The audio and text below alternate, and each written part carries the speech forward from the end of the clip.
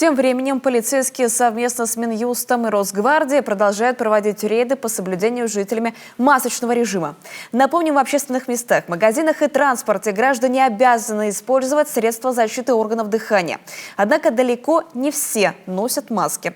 На этот раз проверяли крупные торговые центры. Александр Карепин присоединился к инспекции.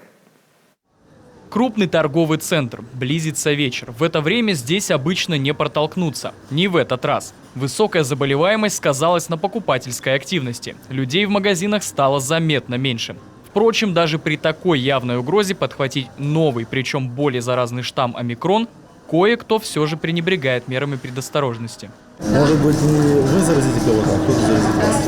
Будьте аккуратны, хорошо? Вам тоже хорошо.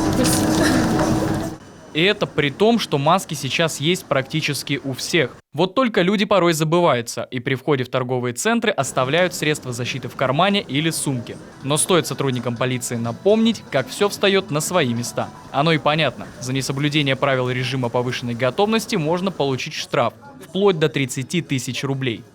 Маска в настоящее время просто необходимый элемент одежды каждого человека. Да, она приносит некоторые неудобства. У меня, например, постоянно запотевают очки.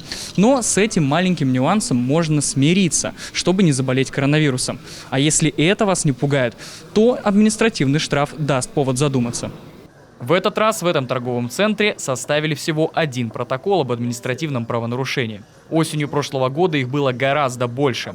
Молодой человек при виде сотрудника внутренних дел немного растерялся, но маску не надел. Как оказалось, она у него упала на пол. Грязную надевать не хотел, а новую почему-то не купил.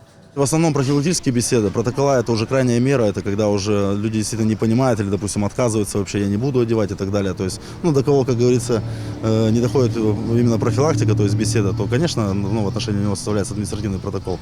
Все остальные посетители торгового центра получили памятки от сотрудников полиции. Стражи порядка еще раз напомнили о том, что не стоит находиться в людных местах и закрытых помещениях без средств индивидуальной защиты. За несоблюдение установленных норм может последовать штраф. Конечно, это крайняя мера. Куда важнее научить людей бережнее относиться к здоровью своему и окружающих людей. Александр Карепин, Олег Жуковский, Юрган.